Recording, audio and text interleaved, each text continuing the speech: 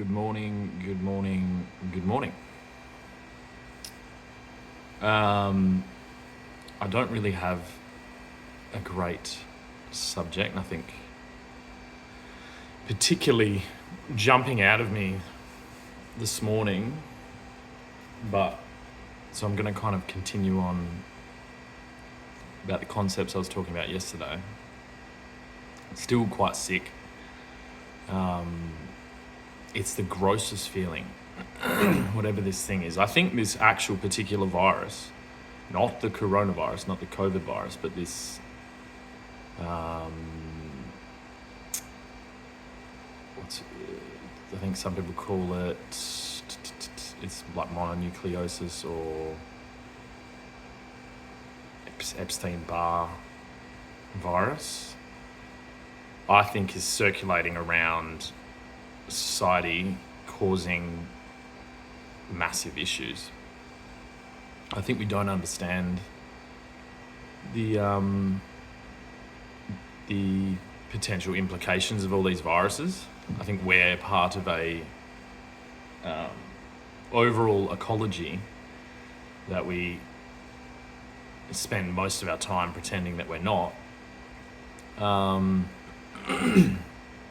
I think certain people, and then I think certain people using that, maybe some particular knowledge that they have to be able to navigate around these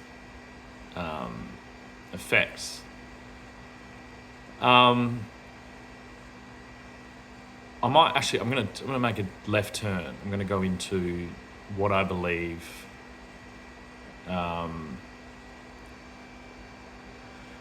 this whole period was about.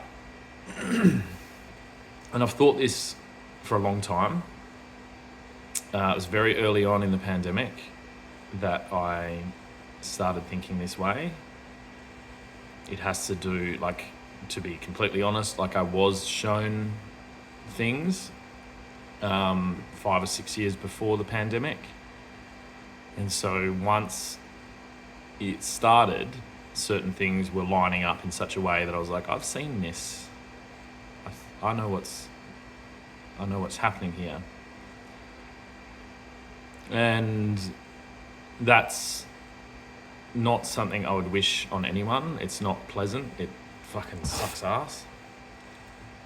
But nevertheless,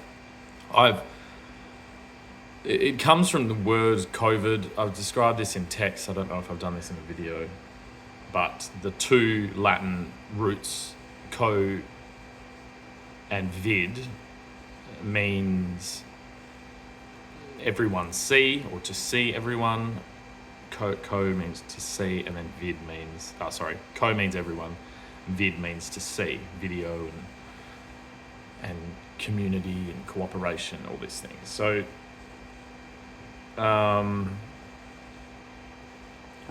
there's lots of kind of things, even the fact that it's coronavirus. Corona is the halo around a light or around the sun. To see the sun. Corona can also mean king. There's a lot of things all together, and I can't help but notice that we had a virus called the Everybody See virus right at the time when the first time in the world where we could accurately see via this thing and hear via the microphone with and without our permission. So a lot of people get funny, is like, why are you saying everything online? It's like, well, I'm pretty sure that they can see everything anyway. So if I voluntarily decide to contribute, that at least is in my own command. And I do think, whether, whatever the thing was, whether there was actually a virus or whether there's actually whatever, I'm not really sure about that. But somewhere within this was an opportunity to see humanity in a way that we've never been able to see. Almost as if, if you're at the back end of these things, the back end of Google or the back end of YouTube or Facebook or Meta, and you are incorporating AI tools and things like that, this has been like a giant ant farm experiment where, and some of the things, this is where my mind has gone, is although I do believe they've really zoomed in on people and really, really documented certain people. That's why, like, I've known for a long time I can't really hide from this. I've known that my activity was like top percentile anomalous. And so I mean, what it really did to me was focus down on my, on where my allegiances lie. And I can't help but think that that is part of the whole thing for everyone, whether you know or you don't know. And that was a journey. The one thing that helped me overall was the fact of not, believe it or not being conspiratorial in an evil sense, perhaps being conspiratorial in a positive sense, and addressing the fact that I do think disconnected humanity can have a tendency during stressful times to become very destructive. And so it was my belief that over the hundreds of years of humanity, like, more than likely we do have some type of structure that defends against that type of degradation of society. I think it's something that's not really, you don't hear it talked about. You hear a lot about conspiracy in the negative, and it's like, well, what about a conspiracy in the positive? And we're surrounded by these conspiracies that are positive. Most of us have gone to school to educate us, and we've gone in a society where we have police that have speeding tickets, and we have all this up to intelligence, where we have anti-terrorist things. I think it is, it was always clear to me that there should really be a structure that is for the overall positive of humanity and acts as a guide. You can keep going with that, and you can get to a point where you go, is that even human? And probably not, especially considering all the stuff that's been revealed over in the last few years. There's a high potential that may not even be a human presence, but that's a bit crazy for everyone on a Monday morning, so take that with a grain of salt. But yeah, I think this has been, we have all just participated in the world's largest analysis of human behavior, and that is what will be used to transition us into a new age of technology. Now, the problem is that this can't be done, although I would say, again, because I have hope in this, that this is a positive thing, although I think it inevitably will create some type of chaos, and there will be negative effects. But there is so much wasted energy spiraling around that we can't continue on as normal. That's very clear to me. And there's a lot of money in the world, a lot of powerful people that really do just want things to continue on as they are, despite them degrading stable structures and and bringing about the end of the world in 1,000 different ways.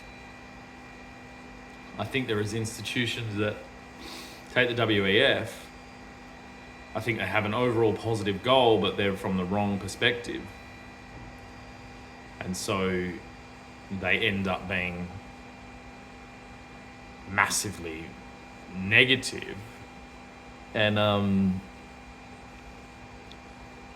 this is, I think there is a tendency by those individuals to believe that they're above this type of focus, but when they're really not. We're all on a level playing field here. And that's what my belief is about this unseen presence.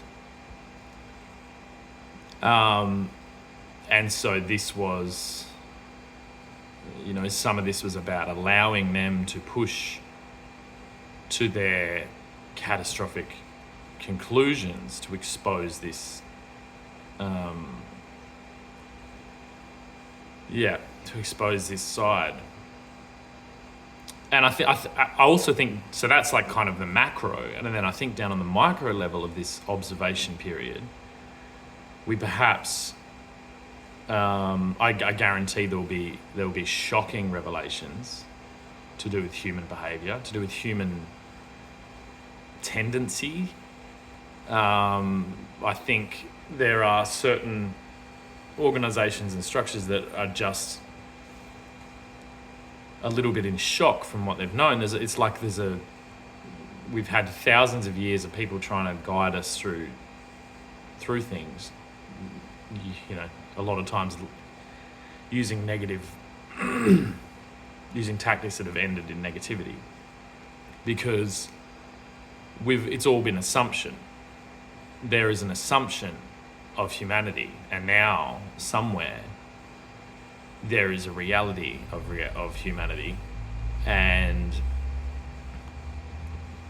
we will be, over the next 10 years, on an expedition to expose some of these sides. I think some of these things will be amazing. I think there will be amazing things that have been witnessed, and I think there will be terrible things. We have a collection on almost every continent on Earth, a random collection of individuals from all different backgrounds who have survived and got there, probably by means that are not going to be welcome in this next stage. So there is I believe there will be like allowance, but then there needs to be free opportunity to be able to adapt to a different society. I personally find this I have a lot of anger, I have a lot of rage regarding what I see around me. But the idea of pursuing any of that rage to its bloody conclusion, although it's there. Like, I have lines. I believe that those lines are being tested to expose out individuals that are unable to be able to control that within themselves. The further up the power hierarchy we go, till we inevitably get to kings, presidents, prime ministers, princes, world leaders of business, is where the sorting out of all that gets a little bit trickier. Um, but I believe that's the stage that we're about to enter. So it's an interesting time to be alive. I think there is I've been living in that reality for 2 years, I think, maybe 3. And there is sometimes a feeling of intrusion.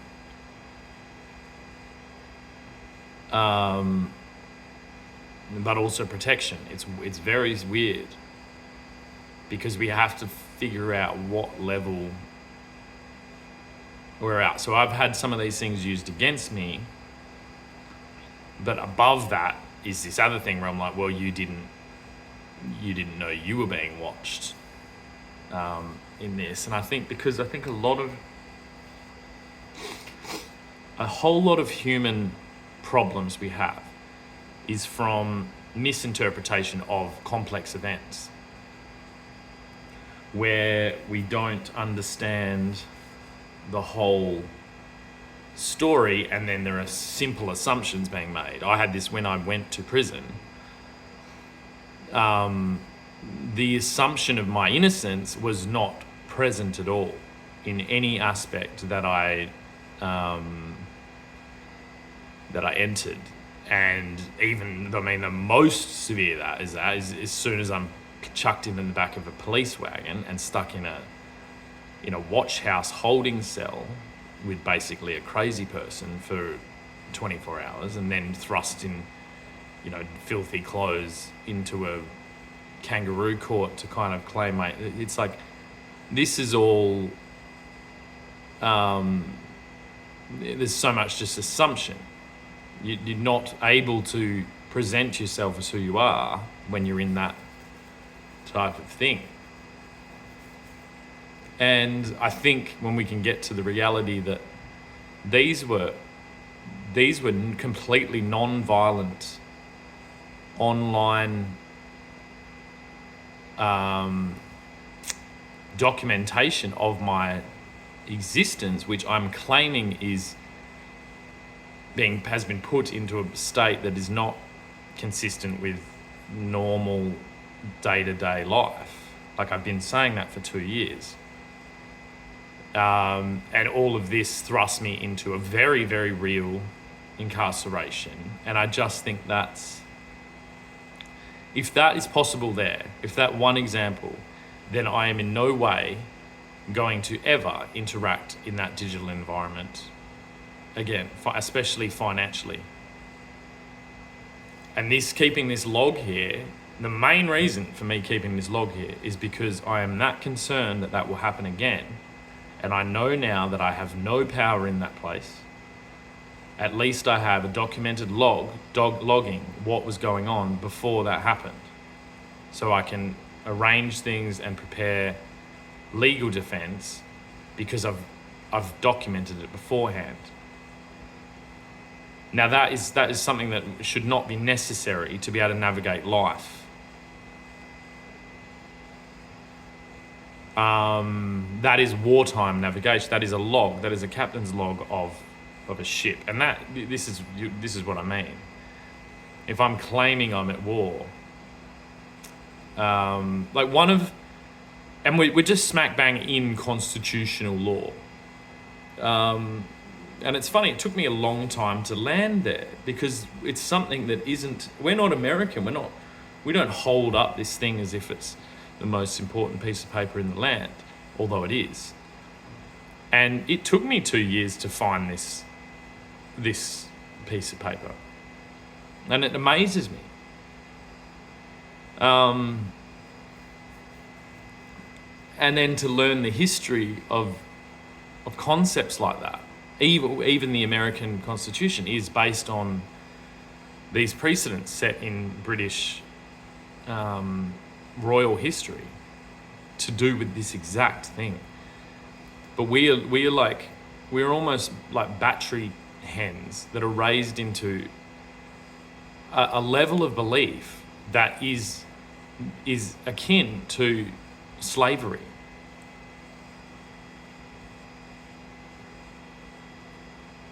We are lulled into believing that these systems of power are unquestionable and uncorruptible, and the real truth is completely the opposite to that. No, they are the most corruptible, and they are the thing that needs the most opposition to be able to work properly. And so take something like our Constitution is loosely based on something called the Magna Carta, which was imposed on a British monarch, King John, to limit the powers of the Crown. And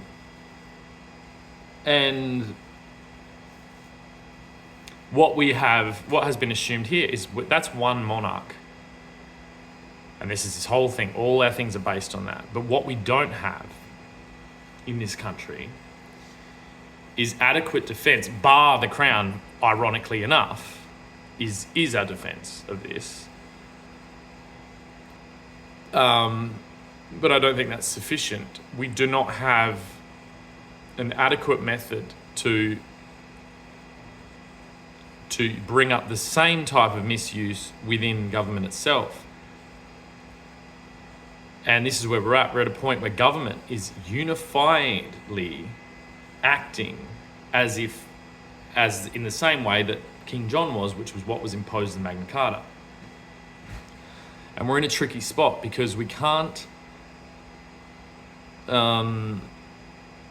do really need to unite and push back against this and show it for what it is. But that's not one individual acting in self-interest. That is a group of the most powerful individuals, all acting in protection of each other and as one unit to do this. And that is the terrifying thing.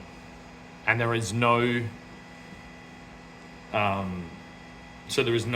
hope except what I did.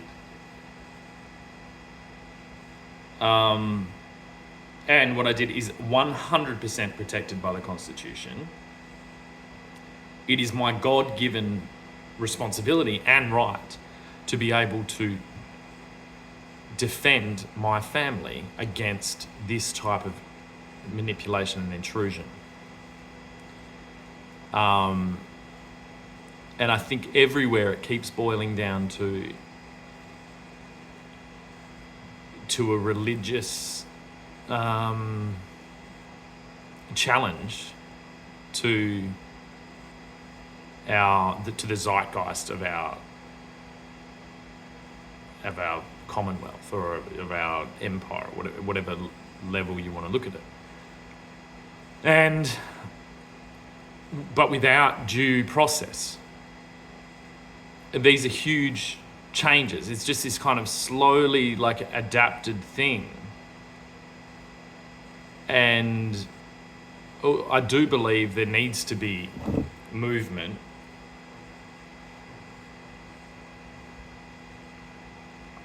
by the church. We need to know what's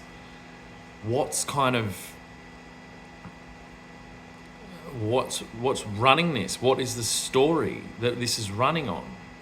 We can't break free from our links to the Bible. And so what do we do when our society is run with a hand on the Bible, when we have an atheist society and an atheist coup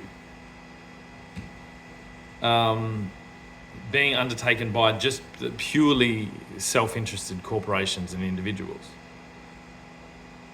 Because it is, once the fear of God is removed, then it just becomes a piece of paper. And when society shifts enough away from taking these things seriously, what stands between us and destruction. And it's where it's quite easy to see that it's like the state or the government is trying to stand in that position. So we've always had something that's been going on for a long time, is the separation of state and church. And this is why the government because the royals in England are like the head of the church. They're put there by God, basically. That's in the way that works. And so they initiated a government in which there is interaction between the two, but there is a separation.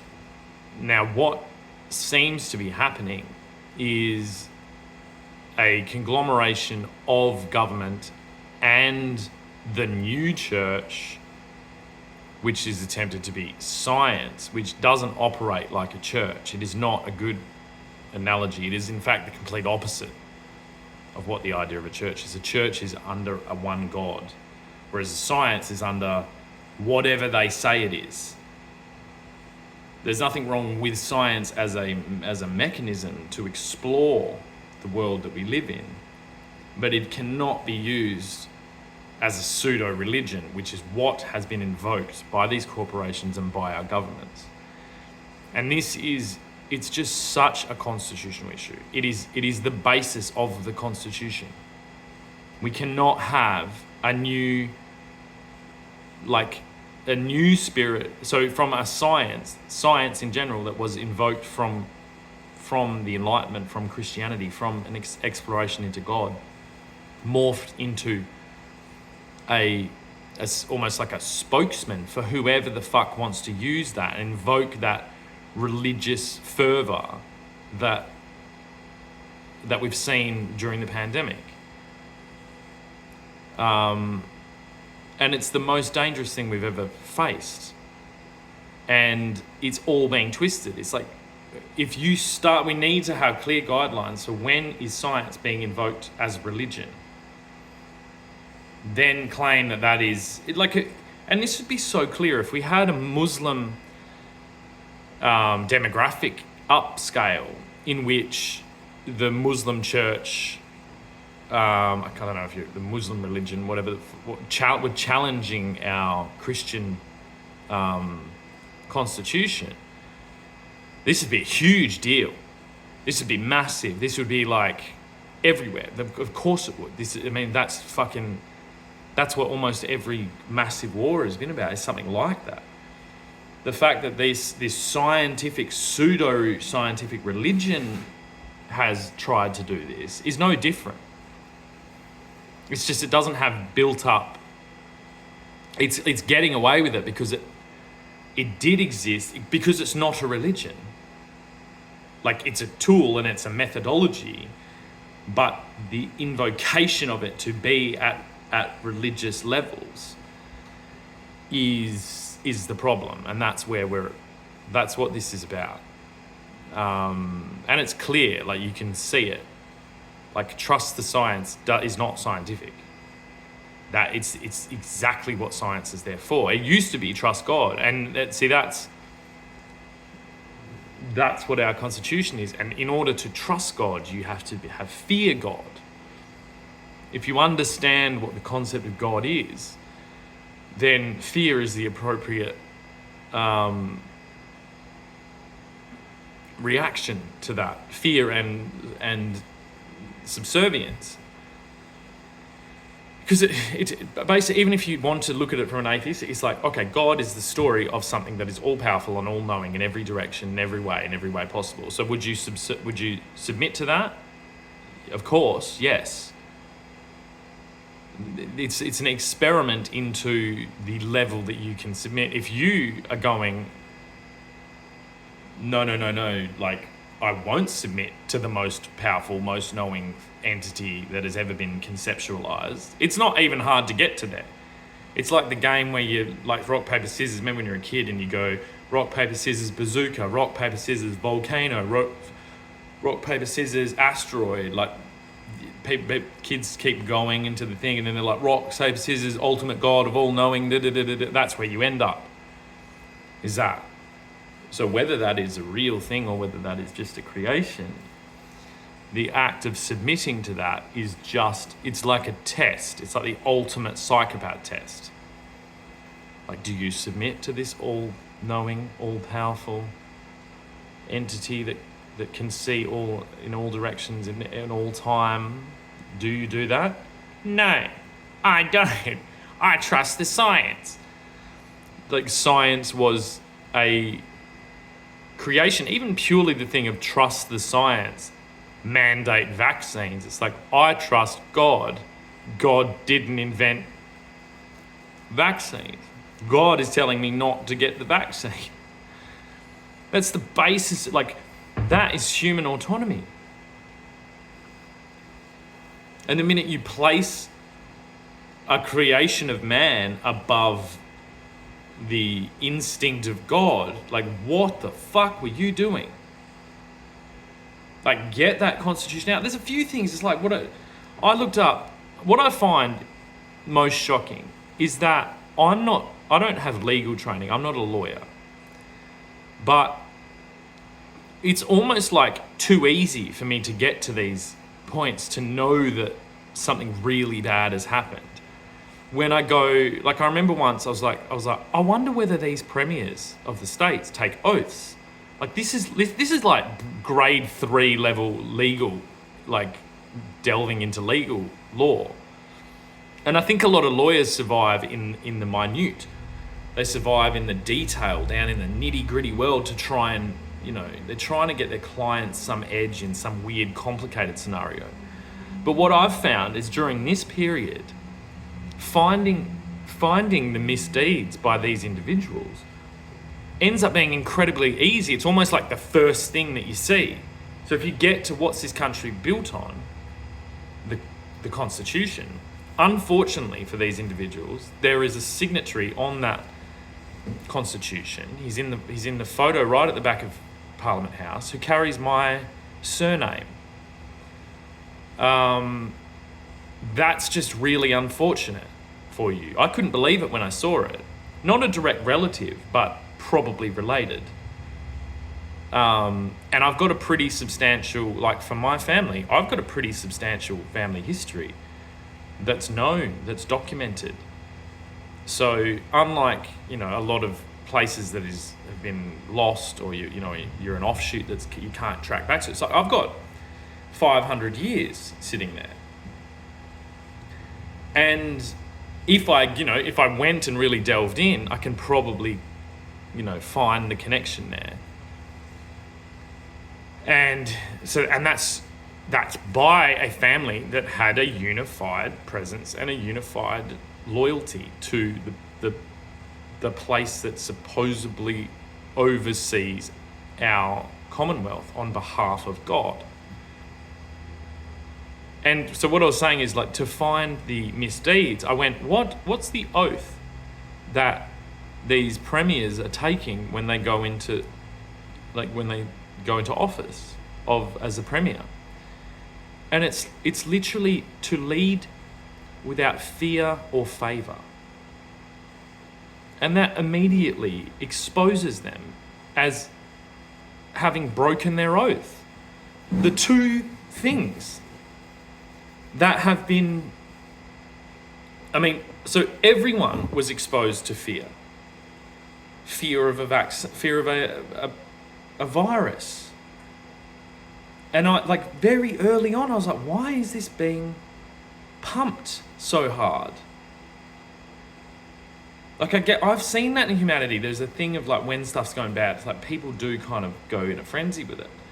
But then to lead by fear, there's nothing else to say that that's what you did. You were pumping out numbers of dead people every single day, and for the early days of it, like every hour. It was all fear. So you led by fear. And favor, it's like, do I have to spell it out for you? You favored individuals that they were told, that were done by what you were told to do by a profit-making company that's in the United States of America. That is favour. It's the first thing. It's the entire thing of the fucking oath that you take to stand in that office. Because obviously these methods of control are thousands of years old, and there's tactics that people use. That's why it's written in your oath. It's just that no one learns about these oaths. We all live in the little like maze rat race world where you're like, government here, letter here, go pay your license, That structure you built. You expanded some basic concept, which is written in the oath, into the monstrosity that it is now, to be in direct opposition with the Constitution. But the Constitution is what gives you your power. I almost think that oath is the promise to the Constitution. So it's like, where do we really get to with this? I just think what we're in now is we're in such a state that is so precarious to navigate, because we can't lose the structure right now. We'll be too vulnerable. So we have to maintain these people, and they have to keep doing their job, but they know that they're all fucked. So whatever macro conflict is going on, there is some conflict going on worldwide that requires this structure to be maintained, or at least the illusion that this structure is being maintained, until a point where, certainty is gained in that other aspect, that other conflict, whatever that's going on. Because this was, it is increasingly more and more looking like an attempted global coup that's been orchestrated, and that's being exposed on almost every level. It's almost like now it's just so exposed that we're just closing in that net. And then we also have to figure out, because I've been in this consistently for the entire pandemic, and then especially the last 2 years. So I've kind of done all the work to process the atrocities that have more than likely gone on. But I mean, there's no way we're navigating through that without absolute chaos and a period of depression that, once allowed, will be terrible, because it's like everyone at the same time dropped all, just any kind of, and it's not going to sit well with people. I see people being confronted by it, and I observe their interactions and their reactions in both their body language and their just their overall, like you can even get to like aura or something like that, what they're exuding, and you can watch it. It's it's the same as losing a close relative or something like that. And there's a lot of people who are about to all do that at the same time, and that we can't do that at the wrong time. We have to do that at a time when we can weather that storm. And more than likely, we're just not quite there yet for some other reason. So this is all an intertwined web of global politics, of global corporate entities, of global media, of global finance. And I think I see it really now as a feeding frenzy, fueled by the immediacy of tech, fueled by the surety of tech that entered into a region of, say, like promotion and advertising that hadn't been seen. And whereas I was like, oh, cool, I've got this in my back pocket, I better be safe and steady. I don't have a lot of resources, I've got to be careful, I'm doing this, dot. I can see how, if you were a high net worth individual in the last 10 years of the digital world, it was almost like a money printing machine. Like, that's how sure you could do these things. And so for someone like me trying to claw my way up to build something substantial the old-fashioned way from nothing, I knew it was there, but I'm still, you know what I mean? It's like I was building the structure rather than just pouring into promotion and capitalizing on that. But that's a very different equation if you're a high net individual. And I think the combination of that assuredness, the just assumptions that were made that this could be achieved, and I can see exactly why. If you got used to, a decade of pumping money into Meta and Facebook and advertising and just getting 100% guaranteed result, and then being able to shape global markets around that 100% response, being able to shape global trade on that, you would feel like the emperor of the universe. You would feel unstoppable. But what happened was there are dark, unknown, and countless alleyways of the internet and of human communication, even off the internet, and of mavens aplenty existing everywhere that just expose that and continue to expose it and just push back, and not as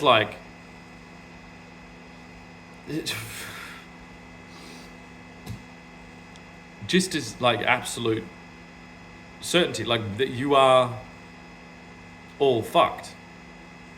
And we're not just going to roll over and forgive these types of things. There needs to be massive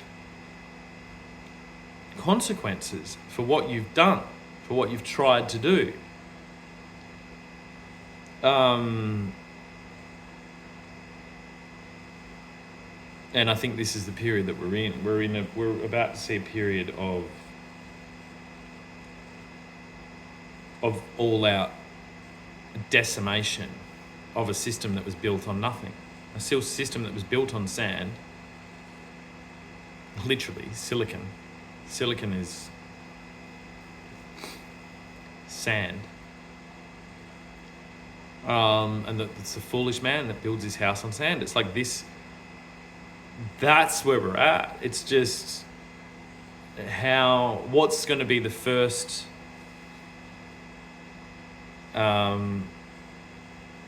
bullet, the first stone thrown through the window, the first spark that sets the fire of the inevitable boiling and evaporation of all digital money. I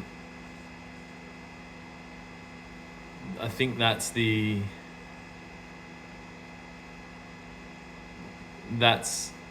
only, this, we think of inflation. A lot of people think of it like I've used a tide or a river rising or the sea rising,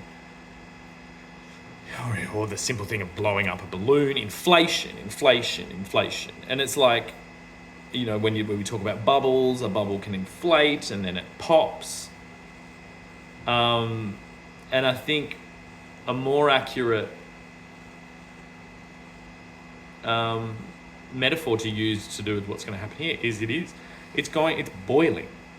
Boiling water will create inflation because steam expands. I think it's 1,000 times the area, but I could be wrong. And this is, you can see that's what we've done. So when we boil even hard money that wasn't linked to gold, so we went off gold and that did the same thing. That started boiling the money. And it expands into steam. It expands it 1,000 times. But then when we went off reality, that was a slower process because we had like ever increasing removal from reality. It's where we go, it's all just written down in ledgers, and then it's all kept in your bank, and then it's all kept in digital, and then it's all kept there. It's like that. You can't see what that ocean of money looks like because you just see your account. But your account isn't really anything. It's some stupid pittance that's just, you know what I mean? That's just put in so you can buy whatever you feel like you want to buy. It's like that universe that is connected to is the problem, and that is what has been boiling. That boils in this way that is unseen, even by the people that know it the best, because you have to really encompass the whole thing, and that is off in so many directions now. Like, we have entire markets in crypto, we have entire markets in futures, we have entire markets in derivatives, we have entire markets in property options, in stock options, in 1,000 different dimensions. You cannot survey that entire landscape unless you really, really know what you're doing. I wouldn't even know where to start, but I know this is happening. And then all that capital is all backed on, theoretically, should be backed to an asset, but I mean, it's not anymore. It's maybe 1,000th backed by assets.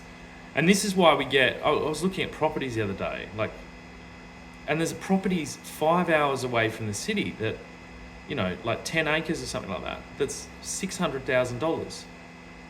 What's going on there? What can you do there? You can be a farmer and maybe grow like $50,000, $60,000, $70,000 worth of produce a year if you're really high level, organic or something like that. It's like, what the fuck is that? That pricing doesn't make sense. Like, nothing makes sense anymore. There's no point. I've had this thing of always wanting land. It's like, I don't care now. You're going to need me to fix that land that you fucked up. I spent 10 years learning how to do it for free, voluntarily. And still, it's incredibly hard. But at least I know where to start and what to do. And I look around, and I've driven around the country, and guess what I saw? Land, lots of it, everywhere. Just land, fucked land that's fucked. And even, it's like the amounts that farmers are producing. How much is a fucking wheat farmer producing an acre? Why is that land priced that way? And the answer is because people keep fucking buying it. Banks keep lending on it, and that's where it's going to stop. Banks are going to know this is coming, and banks are going to stop lending. And we're going to get that glut of boomers are going to get into trouble with the global financial movements that are about to happen, and they're going to offload their property, and no one fucking wants it. It's a shell game. It's a shell game of, like, you know, just keeping that thing alive, and it's going to die. And we don't have boatloads of immigrants here to come and purchase your property at some inflated, ridiculous price.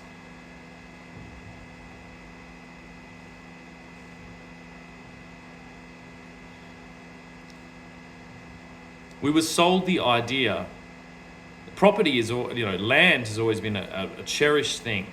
For the fact that it's land. It's somewhere to live, it is somewhere to raise animals, it is somewhere to raise a family, it is somewhere to raise food if you need, and to as sanctuary, as human sanctuary. But all of that vanishes if you spend fucking 30 years of basically slave labor to get there.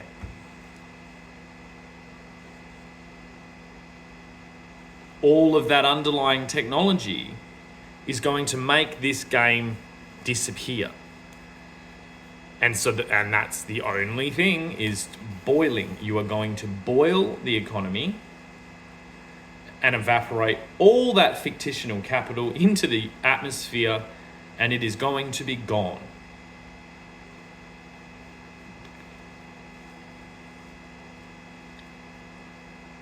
And everything will go back to title hold, contractual hold.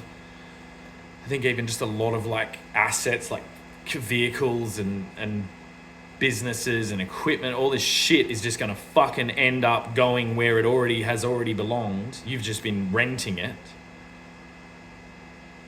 You know what I mean? And there'll be a scramble to get the low-hanging, high-value fruit.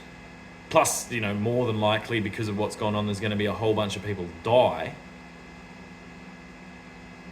And this is, it is World War III. It just looks really fucking weird and really different. Everything's conceptual. It's like there aren't buildings broken around us. There is like, it's all like, and this is where it's just so weird. Someone is standing there knowing that this is going to play well for them. And some people are fucking terrified.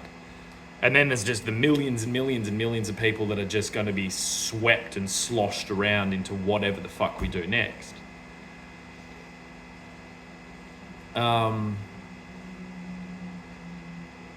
And yeah, it's like, what's the catalyst?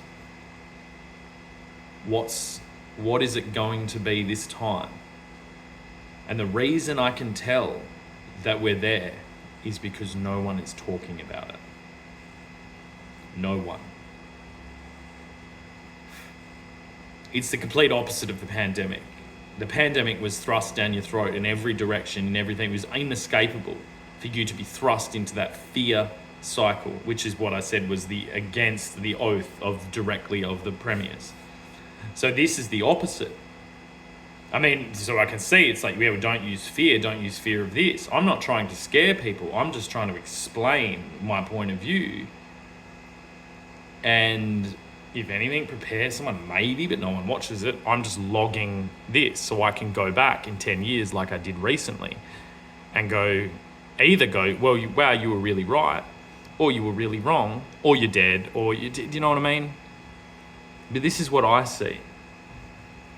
And so, even from my own comments, they can't really be talking about it. Because that would be fear, wouldn't it? It'd be the same, I can't be a hypocrite.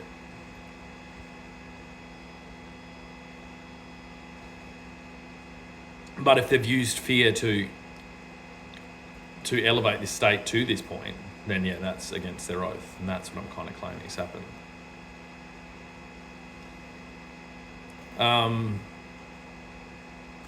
Yeah. I do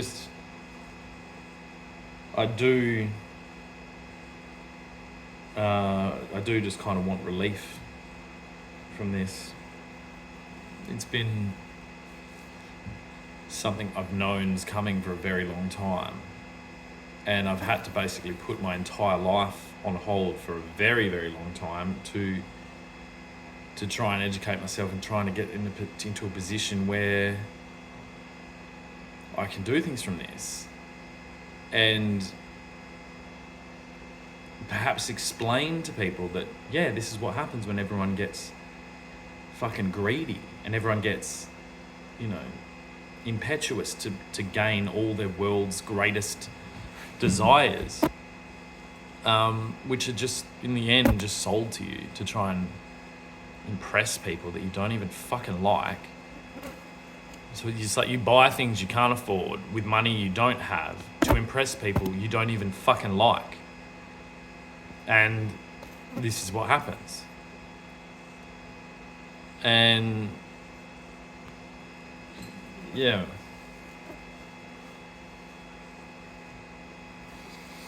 I don't know.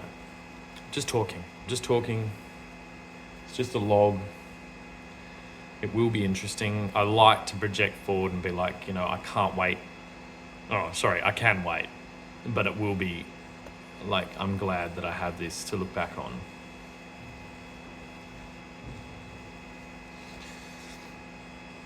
I'm trying to stay optimistic,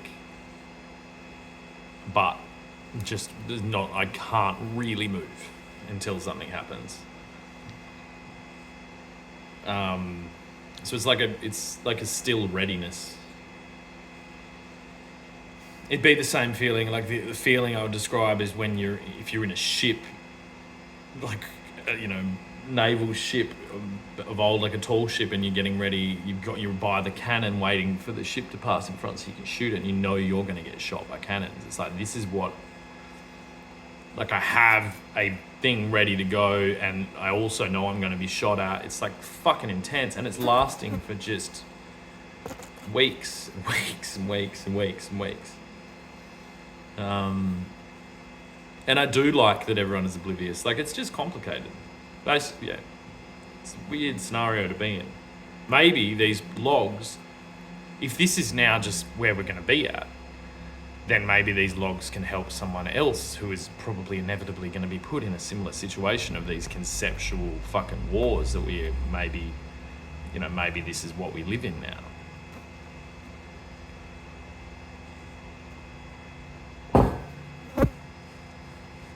It seems weird, that seems weird to think about the future being like, oh, I may one day be the old veteran that got through this weird the first ever fucking conceptual war, and I will have to describe about how no one fucking knew what was going on. And it was hell. It's different. It's not equipped, in some ways I go, well, I'm lucky. I'd rather be here than in a trench somewhere with my leg missing, surrounded by blood. But it's like, and I will say that I'm not going to go into this thing and say it's worse, but it's like, it's different. It's a different type of fucked up. It's a fucked up that has tested my everything, just the ability to be able to, it's a very, very fucking strange phenomenon. And because I think if there's bombs and shit, like your body wants to run, and you may not run, you may stay and be brave and do all these things, but it's there. I think there's something about like feeling that way, but nothing's there. So you have to play this like thing, and most people aren't even aware. And that's what, like, I have no other option but just remove myself and just fucking go through this and figure it out. So, yeah, that's the message. Is if you were perhaps in this same state, you have to just find your own way. You have to build your own mechanisms, your own structures to be able to get through this shit. And use whatever you can to keep you on course and to keep you from getting lost. If you get lost in this thing, you may never come back. It's like falling off a ship. Because it's like the world's going one way and you're navigating the true world. And so you're in constant conflict with everyone around you. So you have to be able to keep an accurate log to know where the fuck you are. And that gap is getting further and further and further until inevitably that falls off a cliff and you end up holding the log of where we should be and should have been the whole time. And that's scary. I did mention it. I said that, when we go off on tangents, some people have to hold the torch of whatever to get us through, to shine a light to get us back. And I just do increasingly feel like that will be my job. Like a lighthouse keeper. So yeah, thank you for listening. If you've listened, I hope you're doing well. Sending you whatever, love and light. I never use that, but I just did. And yeah, let's see how we go. Another day done.